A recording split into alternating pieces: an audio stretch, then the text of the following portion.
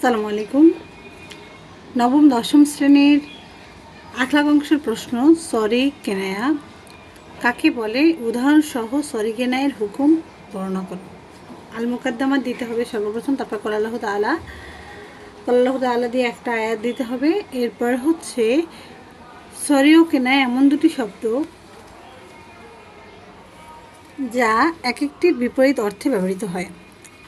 অর্থাৎ সরি হলো কোনো স্পষ্ট বিষয় এর নির্দেশ করে এবং কেনায়া এর অস্পষ্ট দিক উল্লেখ করে। ফিকা শাস্ত্রে এই সরি ও কেনায়ের গুরুত্ব অনেক নিম্নে এর হুকুম সহ বিস্তারিত আলোচনা করা হলো। তারিফুস সরি, লফজুস সরি হাজা মাজদার, ওজনে হচ্ছে ফাইলুনের ওজনে আসছে সরিউন, মাজদার হচ্ছে সরহাতুন, জমা হচ্ছে সরহাউন। মানা লুগাতুল আরবিয়া, এই যে অদহাতুন, ইজহারুন, সিফাউন, ফুকাউন ওয়ালা যালিক। এরপরে হচ্ছে মানা লুগাতুল বানগালিয়া, প্রকাশিত হওয়া, স্পষ্ট হওয়া, পরিষ্কার হওয়া, স্বচ্ছ হওয়া। মানা লুগাতুল ইনকিলাজিয়া, clear, distinct, wash, clean, pure, fresh, ইটিস। মানাল ইস্তিলাহান দিয়ে হচ্ছে কলা উসুলুর শাসিল আরবি, উসুলের প্রশ্ন তো, আখলাকের প্রশ্ন না, এটা উসুলের প্রশ্ন। তো উসুলুর শাসিল আরবি হচ্ছে সরিহু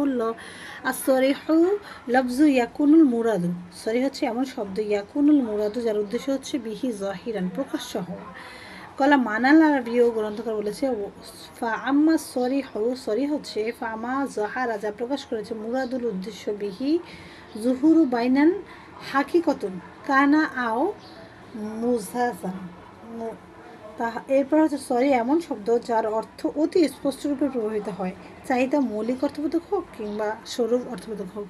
এখানে হচ্ছে এই যে বাংলা অর্থটা দিলাম, এটা বাংলা অর্থ এইভাবে না দিয়ে কলা বাদ দিলে আরেকটা হচ্ছে সংজ্ঞা হয়ে যাবে। টোটাল সংজ্ঞা হচ্ছে আমাদেরকে অবশ্যই 3টা দিতে হবে, 3টা 4টা দিতে হয়।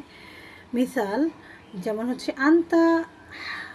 আন্তা হিরুন, আন্তা তলিকুন, তুমি স্বাধীন, তুমি তালাক।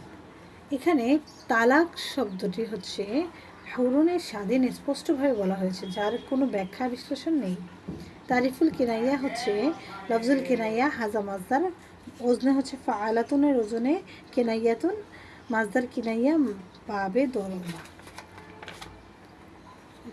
পরে হচ্ছে মানা লুগাতুল আরবিয়া, ইশারা, তারাকুস সরিউন, তারপর হচ্ছে অগৈর জালিক। মানে লুগাতুল বানগালিয়া, ইঙ্গিত করা, ইশারা করা, প্রকাশ্যভাবে কিছু বলা, শব্দ উল্লেখ করে অন্য অর্থ উদ্দেশ্য করা। মানা লুগাতুল ইনকিলাজিয়া হচ্ছে indicate, অ্যালুড, reveal, show, etc. Manal ইস্তিলাহান হচ্ছে কলা উসুল শাসিল আরবি ওয়াল কিনাইয়া হিয়া মা ইস্তাতারুল মানাহু।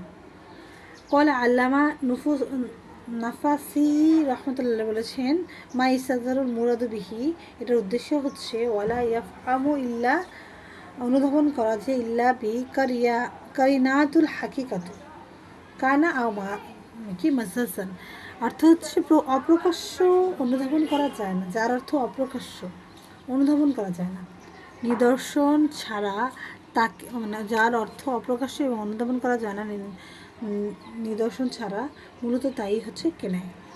মিসাল হচ্ছে আন্তা হারাম, তুমি হারাম, আন্তা বাইয়ুন। এখানে হারাম এবং বাইন কোনো হারাম বা বয়ানকে নির্দেশ করে, তা স্পষ্ট হয়নি কোন হারাম। আহকামু সরির হুকুম হচ্ছে আল্লামা নুজুমুদ্দিন বলেছে ইন্নাহু ইয়াস্তাগনি আনিল নিয়াদ, এতে নিয়তের প্রয়োজন হয় না। নির্দিষ্ট বস্তুর সংবাদ, প্রশংসা করা অথবা সম্বোধন যে কোনো প্রকারের হোক না কেন, সেটা তার নিজের অর্থকে ওয়াজিব করে দেয়। মিসাল আন্তা তলিকুন, আন্তা হিরুন। আহকামুল কিনাইয়ের হচ্ছে আহকাম হচ্ছে কলা আল্লামা নাসাফি রহমতুল্লাহ বলেছেন যে লা ইয়াজিবু আমল করা ওয়াজিব নয়, বিহা ইল্লা নিয়াত, নিয়ত ব্যতীত, হাকিকাত সত্য নিয়ত ব্যতীত, আও মাজাজান বা প্রকৃত নিয়ত ব্যতীত। তারপর হচ্ছে খেয়ানাত, আর হচ্ছে কিনায়াতুন, কিনায়াতুন শব্দটা হিয়া মা ইস্তাতারার মানা হচ্ছে কিনায়া এমন শব্দকে বলে যার অর্থ অস্পষ্ট বা গোপন থাকে। মিসাল হচ্ছে আনতা হারাম।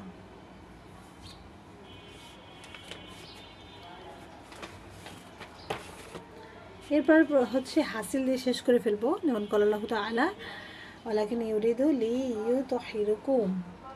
তা সরি এবং কিনায়া শব্দ আরেক শব্দের বিপরীত ভাবে প্রকাশ পায়।